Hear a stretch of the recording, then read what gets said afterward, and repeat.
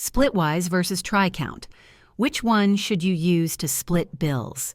Hey guys, in this video, I'm going to compare Splitwise and Tricount, two popular apps for splitting costs with friends or roommates, so you can pick the one that actually works for your lifestyle. Let's start with Splitwise. It's great if you're splitting costs often, like rent, groceries, or group trips. It automatically tracks who owes what, sends reminders, and even syncs across multiple people. Perfect for long-term shared living or ongoing group expenses. Now let's talk about Tricount.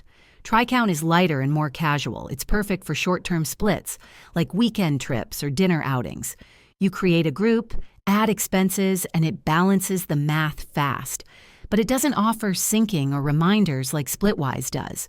So which one is better? If you're splitting costs regularly and want something that keeps track over time, go with Splitwise. If you just need a quick, no-stress way to split a trip or meal, Tricount might be all you need. Both are solid apps, just built for slightly different situations. Let me know in the comments which one you use.